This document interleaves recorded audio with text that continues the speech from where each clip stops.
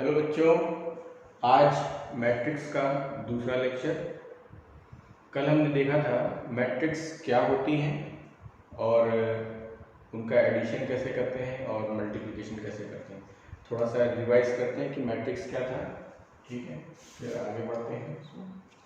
और आज हम टाइप्स ऑफ मैट्रिक्स देखेंगे, है ना, कितने प्रकार की मैट्रिक्स हो सकती हैं, कैसे कैसे मैट्रिक्स होती हैं। तो आइए देखते हैं मैट्रिक्स।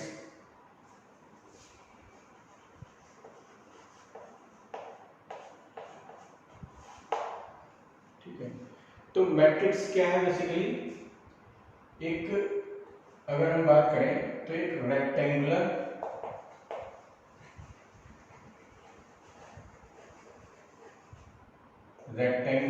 रिप्रेजेंटेशन,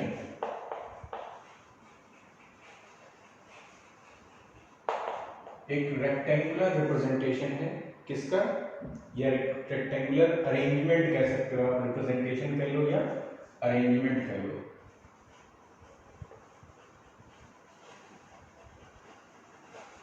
अरेंजमेंट ऑफ, किस चीज का अरेंजमेंट है? ठीक है, rectangular arrangement of numbers.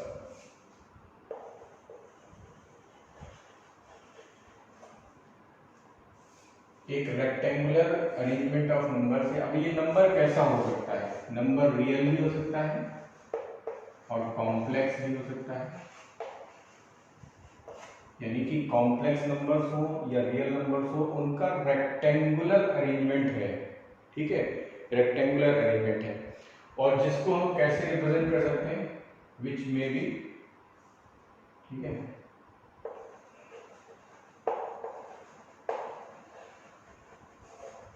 may be represented as,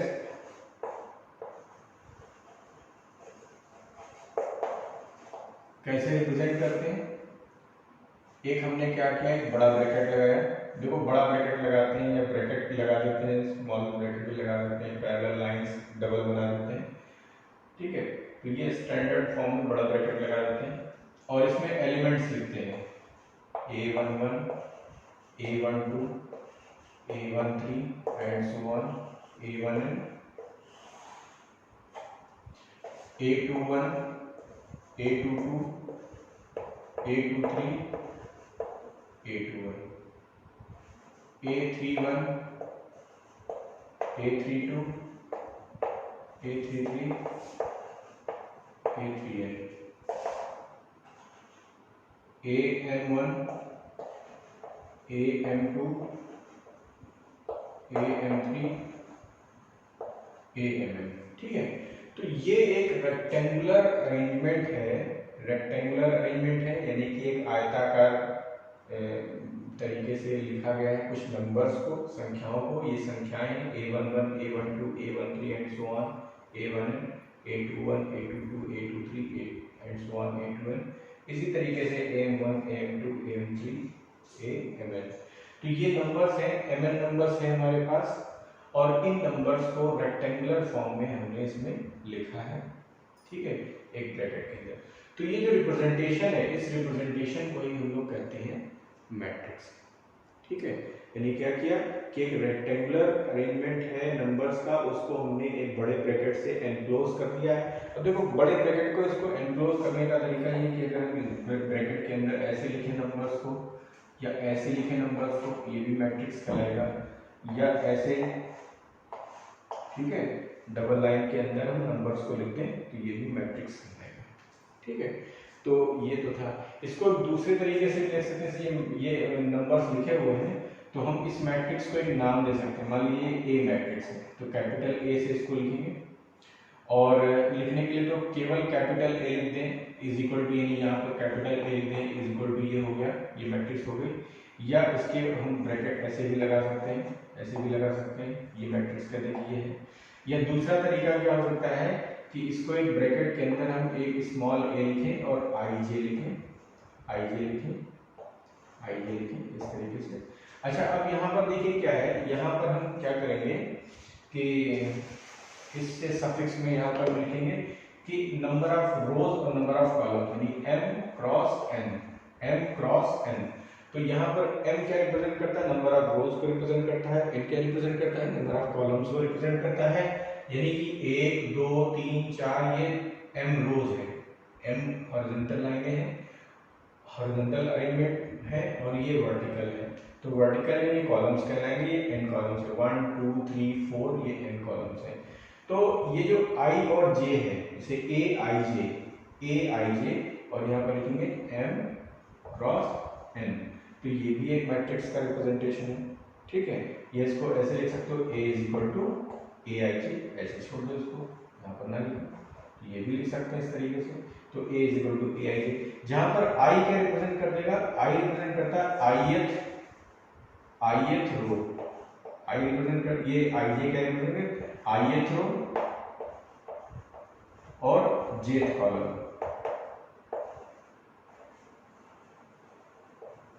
jth column, ith रो और jth कॉलम। ठीक है, तो ये इस तरीके से हम इसको लिख सकते हैं, ए आई जी के रूप में लिख सकते हैं इस पूरे मैट्रिक्स को। ठीक है, अब ये यहाँ पर जो लिखा हुआ है एम एन लिखा हुआ, तो इसको हम कहेंगे, इसका ऑर्डर जो है, अगर बात किया जाए कि ये क्या है, ये A11 A12 A13 A1n, ये सारी क्या है, ये सब एलिमेंट्स ऑफ मैट्रिक्स कहलाएंगे। ये जो नंबर्स लिखे हुए हैं ये एलिमेंट्स ऑफ मैट्रिक्स कहलाएंगे। और यहाँ पर जो एम एन लिखा हुआ है, m क्रॉस n लिखा हुआ है, तो हम कहेंगे इस मैट्रिक्स का जो ऑर्डर है वो m क्रॉस n ऑर्डर है या mn ऑर्डर है। ये हम कहेंगे कि mn ऑर्डर की मैट्रिक्स है। ठीक है, एग्जांपल एक लेते हैं छोटा सा, कि जैसे मान लीजिए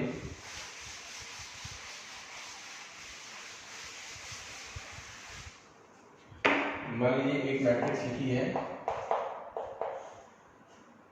A B C D। तो अब इसमें देखें तो कितने एलिमेंट्स हैं, 1 2 3 4 एलिमेंट्स हैं। अगर रो और कॉलम लिखे तो रो देखिए, एक रो ये है और एक रो ये, तो 2 रो हो गई, और कॉलम कितने, एक कॉलम 2 कॉलम, 2 कॉलम हो गए। तो हम कहेंगे ये 2 गुणे 2 ऑर्डर की मैट्रिक्स है, 2 इंटू 2 ऑर्डर की मैट्रिक्स है।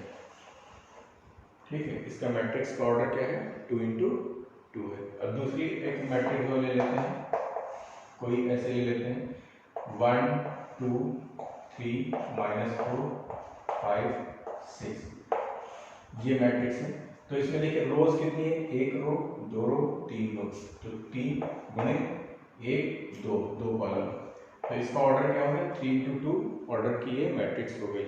ठीक, चलिए अब देखते हैं कुछ इसमें बेसिक जो है टाइप्स, अगर हम बात करें कुछ टाइप्स ऑफ मैट्रिक्स की, तो कितने प्रकार की मैट्रिक्स हो सकती हैं। बेसिक टाइप्स मतलब उनको हम ये इन मैट्रिक्स को हम कन्वर्ट करके जब ले जाएंगे तो वो मैट्रिक्स कुछ और नाम होंगे, अभी वहाँ नहीं जाते। अभी हम ये देखते हैं कि फंडामेंटल जो है वो टाइप्स क्या हो सकते हैं यूनिट मैट्रिक्स के। तो सबसे पहले अगर हम बात करें एक, यानी यहाँ पर हेडिंग डाल देते हैं types of matrix, types of matrix, matrix के प्रकार। ठीक है, तो पहला प्रकार है row matrix, row matrix.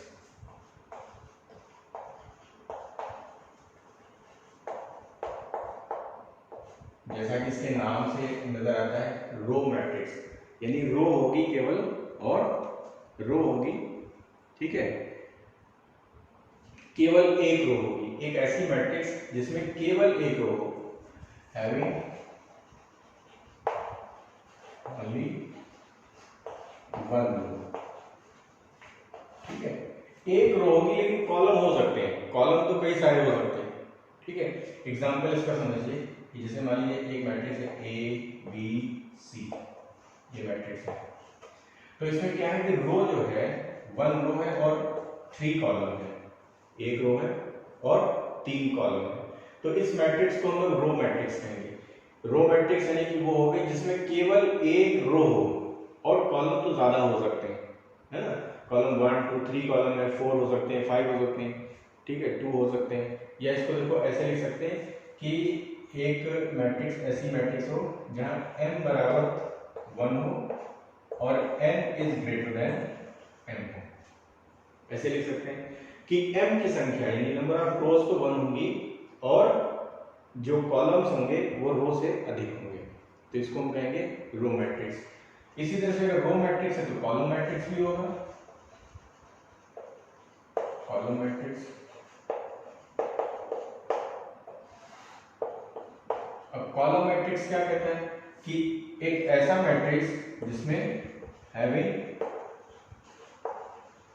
Only one column, जिसमें केवल एक कॉलम हो। रो तो ज्यादा हो सकती है लेकिन कॉलम एक होगा। कैसे?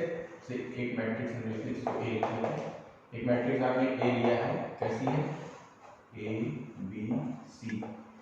तो इसमें क्या है कि 3 × 1 की है मैट्रिक्स, यानी 1 2 3 रो है और एक कॉलम है, 3 रो और एक कॉलम।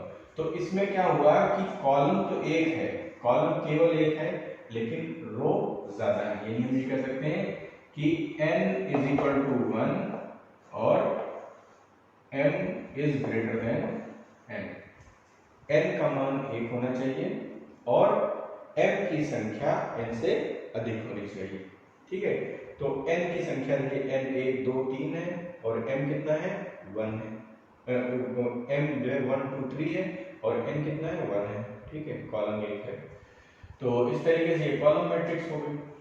अब देखो इसमें अगर हम बात करें कि कोई ऐसी मैट्रिक्स हो जिसमें रो और कॉलम, यानी कि रो जो है, रो या कॉलम की संख्या एक ना होकर के एक से कुछ और हो। देखिए समझिए,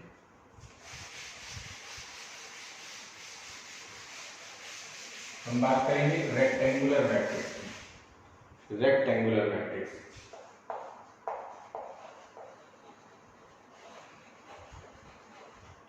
rectangular matrix,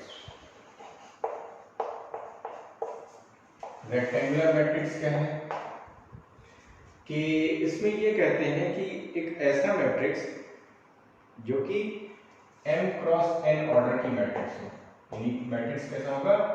m × n order की मैट्रिक्स हो। ठीक है, mn ऑर्डर की मैट्रिक्स है और एक चीज ध्यान रखनी है कि m का मान n से अलग हो, यानी mn बराबर ना हो, m और n की संख्या बराबर ना हो, तो ऐसी मैट्रिक्स को हम रेक्टेंगुलर मैट्रिक्स बोलेंगे।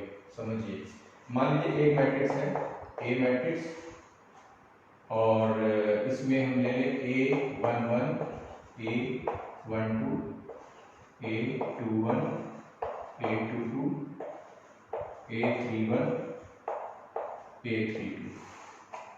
तो अब इसमें अगर देखा जाए तो 1 2 3 रो है और 1 और 2 कॉलम है।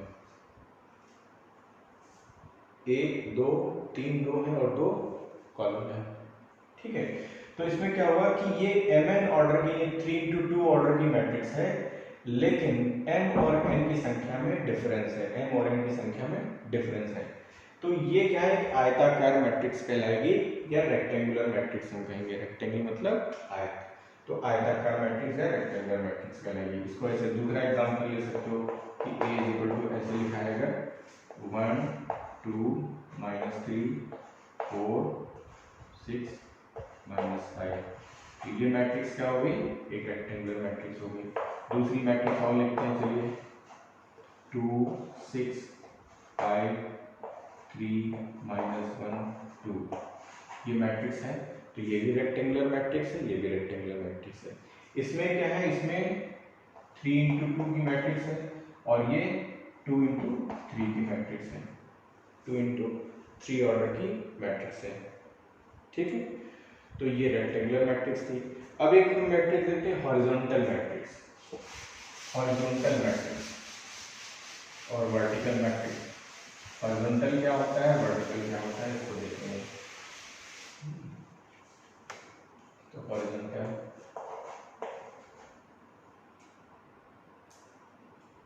हॉरिजॉन्टल मैट्रिक्स में क्या होगा कि जैसे अभी आपने रो मैट्रिक्स लिखा हुआ था, तो रो मैट्रिक्स में क्या होता है कि केवल एक रो होती है, केवल एक रो होती है और कॉलम की संख्या जो है वो ज्यादा हो सकती है। लेकिन इसमें क्या होगा? हॉरिजॉन्टल में कि एक मैट्रिक्स होगी m × n ऑर्डर की पहली शर्त क्या है कि mn ऑर्डर की एक मैट्रिक्स है, ठीक है। और इसमें क्या है कि जो m है वो लेस देन, यानी m is less then n, यानी number of rose is less then number of rose is less then number of column की संख्या से रो की संख्या अगर कम है तो वो हॉरिजॉन्टल मैट्रिक्स कहलाएगी। देखो क्या होता है, बिल्कुल एक हॉरिजॉन्टल टाइप की जो इसमें एक रेक्टेंगल बनता है। कैसे, देखिए मान लीजिए एक मैट्रिक्स है A इज इक्वल टू 2 4 3 -3 5 6, ये एक मैट्रिक्स है। तो इसमें अगर हम देखें तो रोज कितनी है, 1 2 रोज है, कॉलम कितने 1 2 3 कॉलम है। तो ये इस प्रकार से एक हॉरिजॉन्टल पट्टी टाइप की दिखाई दे रही है, तो इसको हम कहेंगे हॉरिजॉन्टल मैट्रिक्स है। किस ऑर्डर की है, 2 into 3 ऑर्डर की है, तो ये हॉरिजॉन्टल मैट्रिक्स कहलाएगी, ठीक है। क्या हुआ, mn ऑर्डर की मैट्रिक्स होनी चाहिए और m की संख्या n से कम होनी चाहिए, m की संख्या n से कम होनी चाहिए। m क्या रिप्रेजेंट करता है, नंबर ऑफ रोज, n क्या रिप्रेजेंट करता है, नंबर ऑफ कॉलम्स, ठीक है। इसी तरह से वर्टिकल मैट्रिक्स आ जाए, तो वर्टिकल मैट्रिक्स क्या होगा,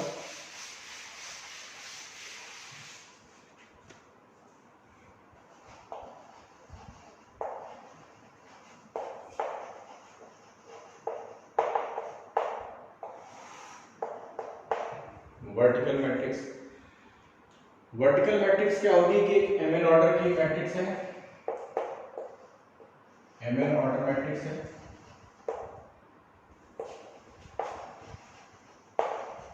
ठीक है। और n की संख्या n is less then n, यानी कॉलम की संख्या कम होगी और रो की संख्या ज्यादा होगी, यानी कि number of column is less then number of रोज। कैसे, मान लीजिए एक मैट्रिक्स है 2 4 6 8 10 12, तो इसमें क्या हुआ, नंबर ऑफ रोज कितनी है 3 into 2 की मैट्रिक्स है। तो कॉलम की संख्या कम है और रो की संख्या ज्यादा है, रो ज्यादा है, 1 2 3 रो है, कॉलम में 1 और 2 कॉलम है, तो इसे हम कहेंगे कॉलम मैट्रिक्स। एक रेक्टेंगुलर मैट्रिक्स है ये, बल्कि इसको हम रेक्टेंगुलर मैट्रिक्स भी कह सकते हैं। एक रेक्टेंगुलर मैट्रिक्स है जिसमें कि कॉलम की संख्या कम है और रो की संख्या ज्यादा है, तो उसे हम कहेंगे वर्टिकल मैट्रिक्स, ऊर्ध्वाधर अवयव, ठीक है। अब आते हैं नल मैट्रिक्स या जीरो मैट्रिक्स।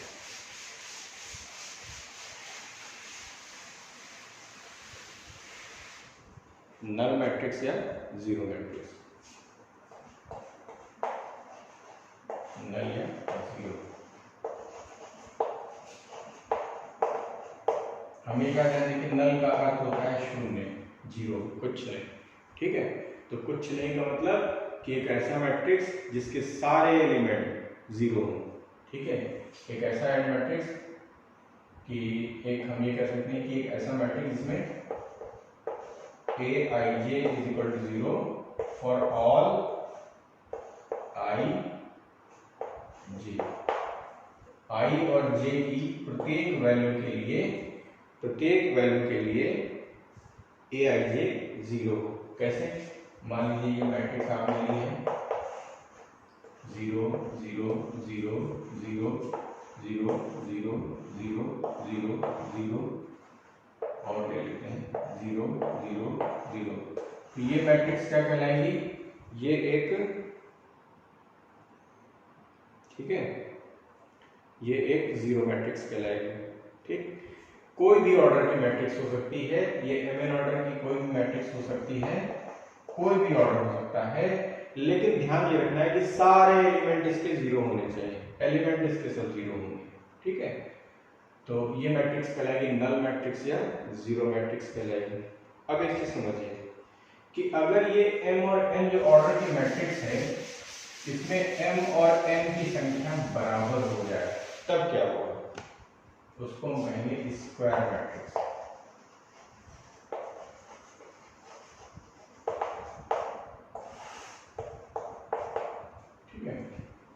यानी m cross n order matrix होगी,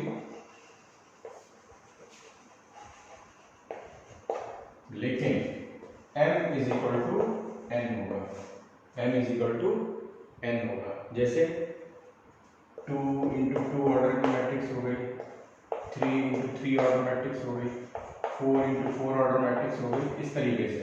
ठीक है, जैसे मान लीजिए ए बी सी डी ये एक मैट्रिक्स है, तो इस मैट्रिक्स को हम कहेंगे 2x2 की मैट्रिक्स है, 2 इंटू 2 की मैट्रिक्स है, 2 क्रॉस 2 की मैट्रिक्स है, या 2 इंटू 2 ऑर्डर की मैट्रिक्स है, तो ये स्क्वायर मैट्रिक्स कहलाएगी। ठीक है, इसी तरह से दूसरी मैट्रिक्स ले लेते हैं, 1 3 4 2 5 9 6 7 9। तो ये कितने कैसी मैट्रिक्स है, 3 इंटू 3 मैट्रिक्स है, यानी नंबर ऑफ रोज और नंबर ऑफ कॉलम्स बराबर हैं, number of rows number of columns बराबर हैं, तो ये कहलाएगी square matrix of third order. इसको कहेंगे square matrix of third order, square matrix of second order या 2 ऑर्डर। ठीक, तो ये हो गया स्क्वायर मैट्रिक्स। उसके बाद आते हैं डायगोनल मैट्रिक्स। डायगोनल मैट्रिक्स क्या होता है? डायगोनल मैट्रिक्स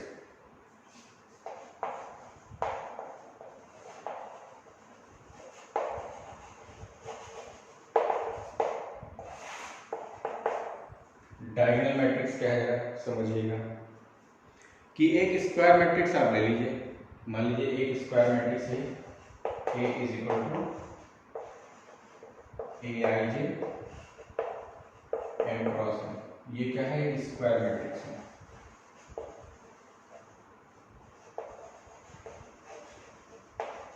और जब स्क्वायर मैट्रिक्स होगी तो एम और एन बराबर होंगे। ठीक है, लेकिन इसमें ये होगा कि जो ए आई जे है, ए i j is equal to 0 होगा, ए आई जे का मान 0 होगा। कब? लेकिन कब? For i is not equal to जे।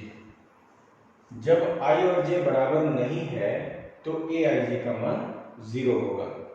ठीक है, और इसके अतिरिक्त जब आई और जे बराबर है जहां पर, वहां पर वैल्यू 0 नहीं होगी। बात समझे?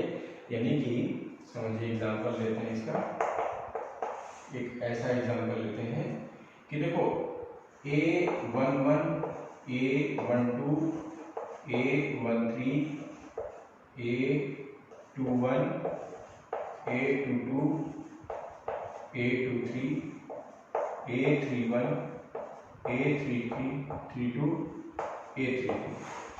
अब देखो ये जो एलिमेंट्स है, ये वाला एलिमेंट, ये वाला एलिमेंट और ये वाला एलिमेंट, इनमें क्या है, आई और जे बराबर है, आई और जे बराबर है। ठीक है, तो ये वाले जो है 0 नहीं होंगे। इसके अतिरिक्त जितने भी एलिमेंट है, ये वाला ये वाला ये वाला ये वाला ये वाला ये वाला, ये सब 0 होंगे। तो कैसे लिखेंगे इसको? देखिए, ये हो जाएगा A11 A22 और A33।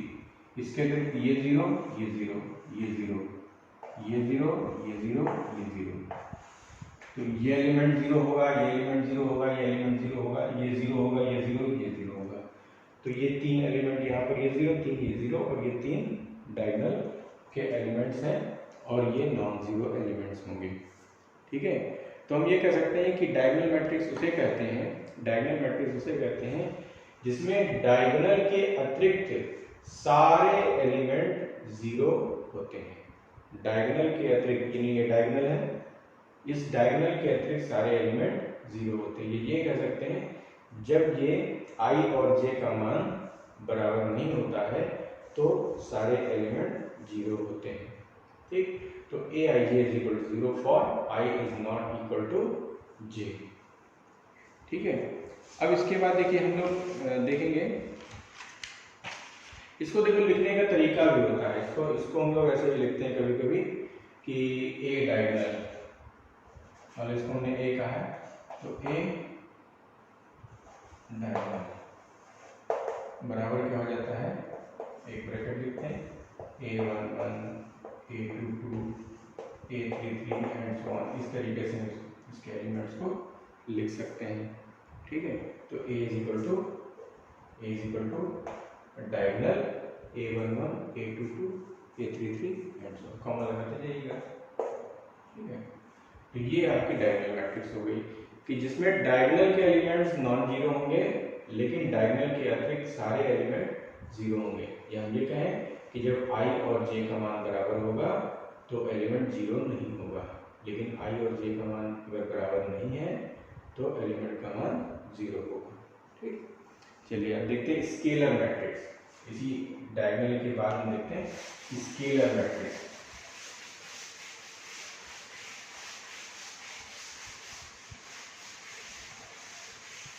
आखिर स्केलर क्या होगा इसको देखेंगे। Scalar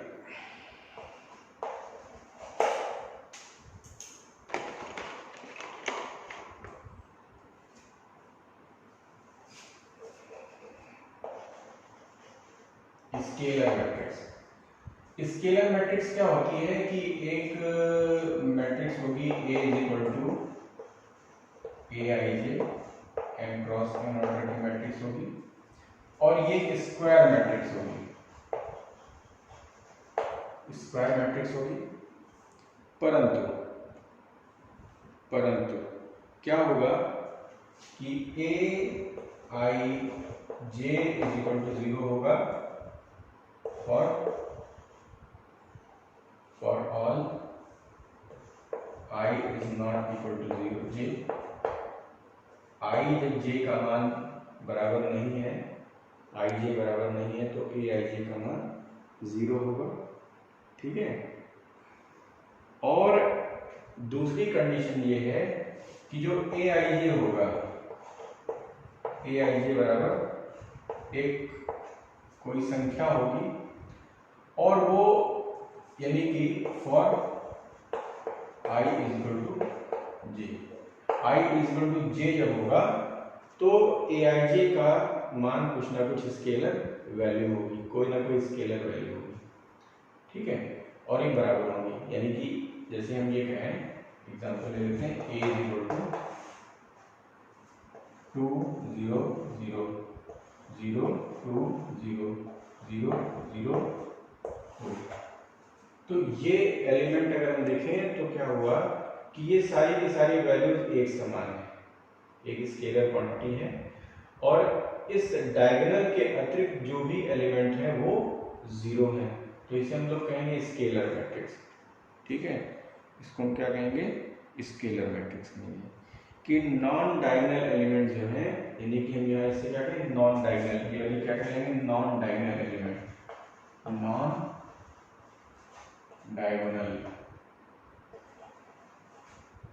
diagonal element. ठीक है, जीरो होने चाहिए, और डायगोनल एलिमेंट जो है,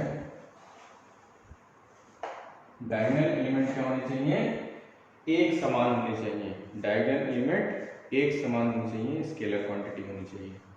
ठीक है, डायगोनल एलिमेंट जो है वो इक्वल होंगे, एक समान होंगे, और कोई कांस्टेंट वैल्यू होंगे, तो ये स्केलर मैट्रिक्स थी। इसके बाद बात आती है यूनिटी मैट्रिक्स या आइडेंटिटी मैट्रिक्स। यूनिटी मैट्रिक्स है, आइडेंटिटी मैट्रिक्स। इसी क्रम में, जिस क्रम में मैंने बताए हैं टाइप्स ऑफ मैट्रिक्स, उसी क्रम में आप उसको याद करेंगे तो आपको सहूलियत होगी। यूनिटी या आइडेंटिटी मैट्रिक्स। आइडेंटिटी मैट्रिक्स क्या होती है, यूनिटी मैट्रिक्स क्या होती है, तो हम ये कह सकते हैं कि a i j is equal to 0 for i is not equal to j. पहली बात तो ये देख लीजिए। दूसरी बात, इसका मान 1 होगा for i is equal to j. I is equal to j जब होगा तो ए आई जे का मान ऐसे लिख लो।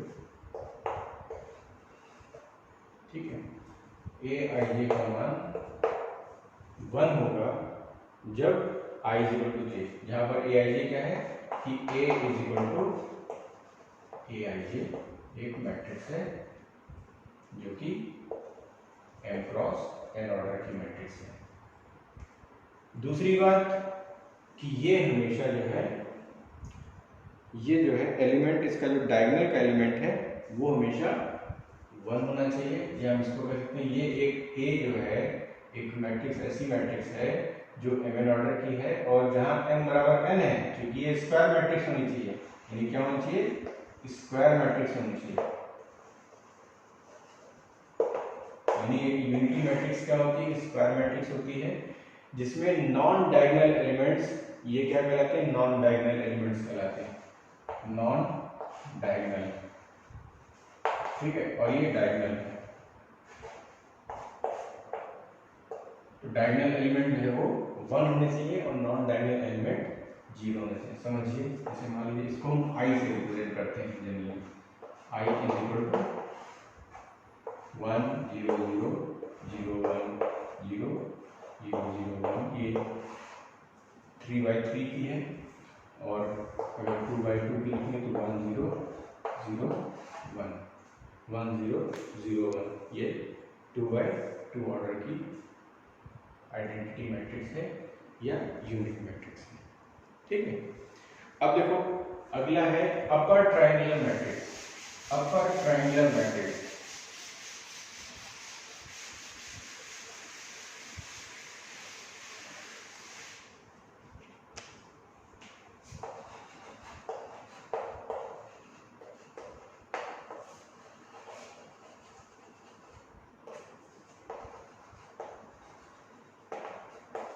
अपर ट्रायंगुलर मैट्रिक्स, तो अपर ट्रायंगुलर मैट्रिक्स में क्या होता है, समझिएगा कि एक तो पहले में लिखें कि ए मैट्रिक्स जो है वो इस प्रकार की मैट्रिक्स है कि उसके एलिमेंट्स ए आई जे हैं, ये m क्रॉस n मैट्रिक्स है, m क्रॉस n मैट्रिक्स है, और यहाँ पर m is equal to n है, यानी कि इसका मतलब क्या हुआ, स्क्वायर मैट्रिक्स है, स्क्वायर मैट्रिक्स है, mn ऑर्डर की एक स्क्वायर मैट्रिक्स है, ठीक है, जहां n बराबर n होगा। दूसरी बात क्या कहते हैं कि अगर ए i j is equal to 0 हो जाए, लेकिन कब, जबकि for all i is greater than j, जब i का मान j से ज्यादा हो, i का मान जब j से ज्यादा हो तो ए आई जे का मान 0 हो जाए, ए आई जे का मान 0 हो जाए, तो इसे हम कहेंगे अपर ट्रायंगुलर मैट्रिक्स। तो देखो पहले हम इसको देखें कि अगर मान लो ये एलिमेंट होते, ए मैट्रिक्स है ऐसे लिखी हुई है, A11 A12 A13 A21 A22 A23 A31 A32 A33, ठीक है। अब यहाँ देखो क्या है कि A11 A122 A233, ठीक है, तो इसमें क्या है कि i और j की वैल्यूज बराबर हैं, तो इन एलिमेंट से तो कोई लेना देना है नहीं। अब ये वाला एलिमेंट देखिए, यहाँ पर क्या है, i का मान j से कम है, i का मान j से कम है, i का मान j से ज्यादा है, देखो i 2 है और j 1 है, i 3 है और j 1 है, i 3 है j 2 है। डेफिनेशन क्या कहती है कि जब i का मान j से ज्यादा हो, i का मान j से ज्यादा हो, तो यहाँ पर देखिए ज्यादा है, i का मान j से ज्यादा है, यहाँ पर ज्यादा है, यहाँ पर ज्यादा है, तो ये एलिमेंट्स है वो 0 हो जाएंगे। तो डायगोनल जो अपर ट्रायंगुलर मैट्रिक्स क्या आएगी, A11 A12 A13, ये 0 हो जाएगा और ये वाला एलिमेंट भी 0 हो जाएगा, लेकिन ये वाला रहेगा A22, ये भी 0 हो जाएगा, A23 A33। तो इस प्रकार से कुछ मैट्रिक्स मिलेगी, तो वो कहलाएगी अपर ट्रायंगुलर मैट्रिक्स, या ऐसे समझ लो कि ऊपर की तरफ एलिमेंट्स होंगे और नीचे की तरफ एलिमेंट्स नहीं होंगे। इस डायगोनल के इधर लेफ्ट हैंड पे कोई एलिमेंट नहीं होंगे, जीरो होंगे, और राइट हैंड पे सारे के सारे एलिमेंट्स कुछ ना कुछ होंगे। ठीक है, तो ये था आपका अपर ट्रायंगुलर मैट्रिक्स। इसी प्रकार से लोअर ट्रायंगुलर मैट्रिक्स बनाई जा सकती है। लोअर में देखिए क्या होगा, थोड़ा सा अंतर कर देंगे। लोअर ट्रायंगुलर मैट्रिक्स देखो, a capital A equal to a i j m n order की मैट्रिक्स होनी चाहिए, स्क्वायर मैट्रिक्स होनी चाहिए। ठीक है, ए आई जे की वैल्यू 0 होगी, लेकिन यहां पर चेंज हो जाएगा कि when i is less than j, जब आई की वैल्यू जे से कम होगी। यानी यहाँ देखिए क्या है, ये 1 1 तो बराबर है, ये तो एलिमेंट रहेंगे जैसे थे वैसे रहेंगे, यहाँ पर ये वाले एलिमेंट रहेंगे। इसमें देखिए आई की वैल्यू जे से कम है, आई 1 है और जे 2 है, तो ये एलिमेंट 0 हो जाएगा, ये एलिमेंट 0 हो जाएगा, ये एलिमेंट 0 हो जाएगा, लेकिन ये एलिमेंट रहेंगे। हम कैसे लिखेंगे इस मैट्रिक्स को, लोअर ट्रायंगुलर मैट्रिक्स को कैसे लिखेंगे, लोअर ट्रायंगल बनता है इसमें। ठीक है, उसमें अपर ट्रायंगल बन रहा था, A 1 1, I is less then 1, तो ये वाले एलिमेंट 0 हो जाएंगे, 0 0, A 2 1, A 2 2 0, A 3 1, A 3 2, A 3 3 0। तो देखिए नीचे जो लोअर ट्रायंगल बनता है डायगोनल के साथ में, उसमें एलिमेंट्स नॉन जीरो हैं, लेकिन जो अपर मतलब जो इस ट्रायंगल के बाकी अलावा जो राइट हैंड में जो एलिमेंट्स हैं वो सारे के सारे जीरो होंगे। यानी कि जिनके एड्रेस में आई की वैल्यू जे की वैल्यू से कम थी वो एलिमेंट जीरो होंगे। ठीक है, तो ये लोअर ट्रायंगुलर मैट्रिक्स हो गया। इसके बाद एक आता है सब मैट्रिक्स। सब मैट्रिक्स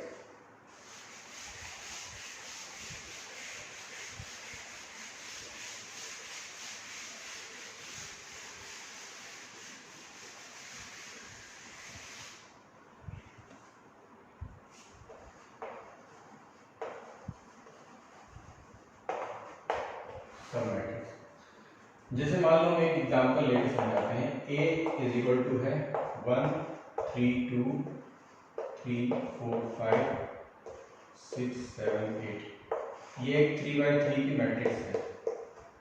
ठीक है, अब इसमें कहते हैं कि अगर हम किसी कॉलम को या किसी रो को हटा दें और बाकी के एलिमेंट्स को एज इट इज लिख लीजिए।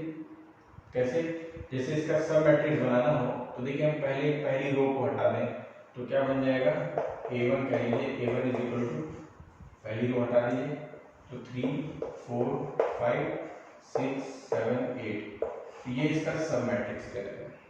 ठीक है, अब हमने बीच वाली हटा दी, a is equal to a2 कह लो, 1 3 2 6 7 8, तो ये एक मैट्रिक्स बन गई सब मैट्रिक्स। क्या करते हैं कि किसी एक रो को या किसी कॉलम, देखिए कॉलम को हटा के देख लेते हैं, ये 3, चलो एक कॉलम ये वाला हटा दिया मान लीजिए, तो 1 3 3 4 6 7, तो ये एक क्या हो गई, सब मैट्रिक्स हो गई। किसकी, इस मैट्रिक्स की सब मैट्रिक्स है। क्या करते हैं, किसी रो को या किसी कॉलम को हटा देते हैं, या हम रो कॉलम दोनों को भी हटा सकते हैं। जैसे मान लीजिए हमने ये हटा दिया, ये हटा दिया, तो 1 3 3 4 ये एलिमेंट बचे, तो ये सब मैट्रिक्स बन जाएगी। ठीक है, तो इसके बाद देखिए आते हैं इक्वल मैट्रिक्स। इक्वल मैट्रिक्स क्या होते हैं,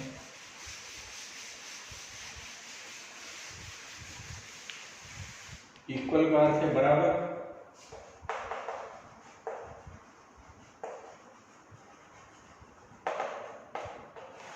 इक्वल मतलब बराबर।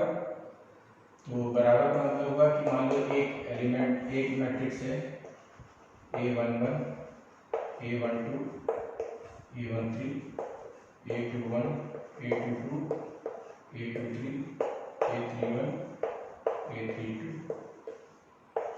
a33, बी मैट्रिक्स ले लें, b11 b12 b13 b21 b22 B2 3, B3 1, ठीक है। ये दो मैट्रिक्स है आपके सामने। ये जो मैट्रिक्स है ये 3 into 3 की है, ये भी 3 into 3 की है, ठीक है। अब देखो ये 3x3 ऑर्डर की है, ये भी 3x3 ऑर्डर की है। उसके बाद क्या है कि अगर इन दोनों मैट्रिक्स में एक तो ऑर्डर सेम होना चाहिए, दो मैट्रिक्स हैं जिनके ऑर्डर सेम है, और तीसरी बात कि अपनी अपनी प्लेस के, देखो यहाँ पर 1 1 प्लेस का जो एलिमेंट है वो B11 है, और यहाँ पर जो प्लेस 1 1 प्लेस का एलिमेंट है वो A11 है। इसी तरीके से यहाँ पर A12 प्लेस का जो एलिमेंट है वो A12 है, और यहाँ पर B12 है।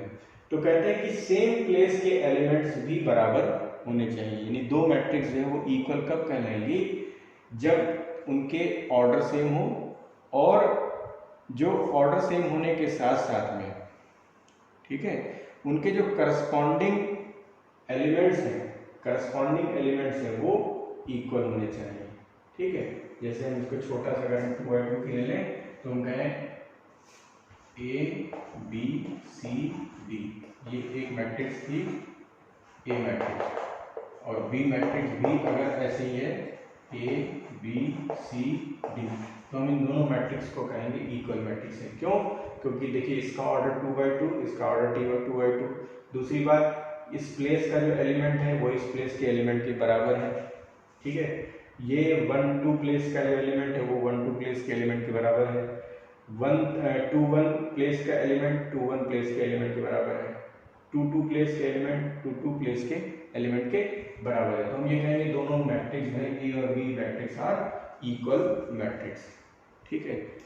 अब हम एक छोटी सी डेफिनेशन और बताते हैं, या टाइप्स ऑफ मैट्रिक्स आते हैं। Principal diagonal of matrix, principal diagonal of matrix, principal diagonal of matrix.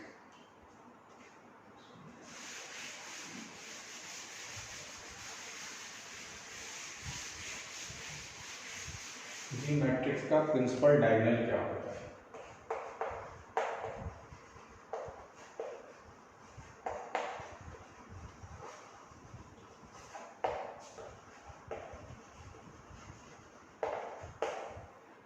Matrix का प्रिंसिपल डायगोनल, ठीक है।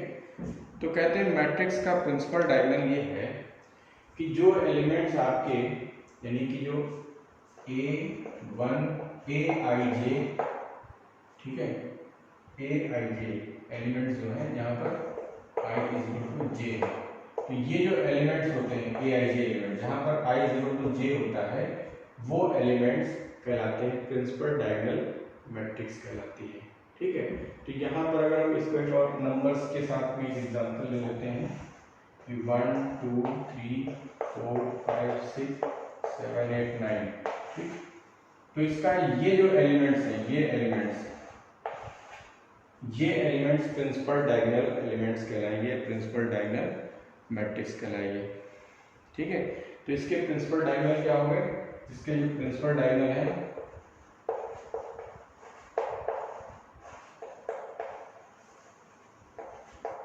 प्रिंसिपल डायगोनल क्या होंगे?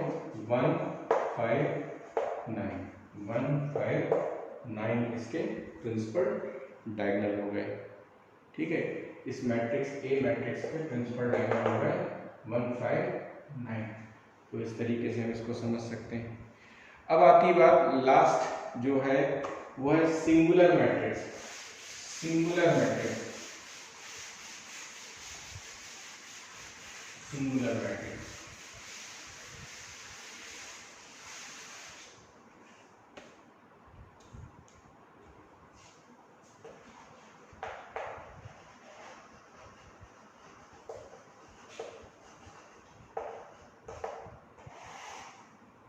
मान लो A कोई मैट्रिक्स है जिसके एलिमेंट्स हैं Aij, n ऑर्डर की मैट्रिक्स है, ठीक है।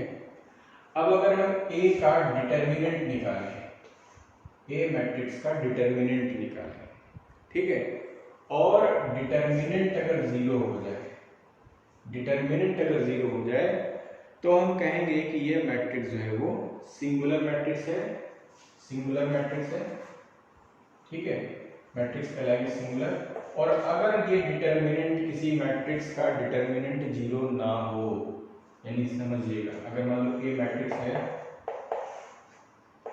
A11 A12 A13 A21 A22 A23 A31 A32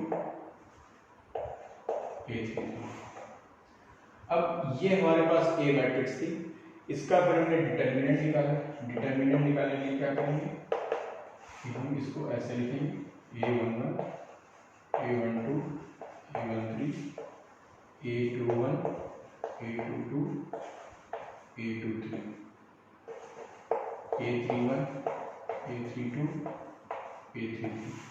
ये क्या है, ये डिटर्मिनेंट, सिंगल एक लाइन खींच देते हैं, वर्टिकल लाइन दो खींच देते हैं और रेक्टेंगुलर अरेंजमेंट कर देते हैं नंबर्स का, तो वो डिटर्मिनेंट कहलाता है। डिटर्मिनेंट निकालने का तरीका आपको पता है, ठीक है, कि A1 1 बाहर रखेंगे, फिर इसको A2 2 को 3 से मल्टीप्लाई करेंगे, उसमें से ये माइनस कर देंगे, फिर A11 से मल्टीप्लाई कर देंगे, फिर माइनस का साइन लगाएंगे, A12 लिखेंगे और इस वाली दो कॉलम को छोड़ देंगे और इसको डायगोनली मल्टीप्लाई करके माइनस कर देंगे। इस तरीके से प्रक्रिया करते हैं तो डिटर्मिनेंट निकालेंगे, और डिटर्मिनेंट अगर किसी मैट्रिक्स का जीरो आ जाए, ठीक है, तो हम कहेंगे वो मैट्रिक्स सिंगुलर है, और अगर नहीं आया जीरो तो हम कहेंगे नॉन सिंगुलर मैट्रिक्स है। तो ये तो हमने कुछ टाइप्स ऑफ मैट्रिक्स बताए। फिर मैट्रिक्स में हम कुछ मॉडिफिकेशंस करें, कुछ चेंजेस करें, तो वो किसी दूसरे फॉर्म में मैट्रिक्स आ जाती है, तो वो हम नेक्स्ट लेक्चर में पढ़ेंगे। फिलहाल अब तक के लिए इतना ही। Thank you.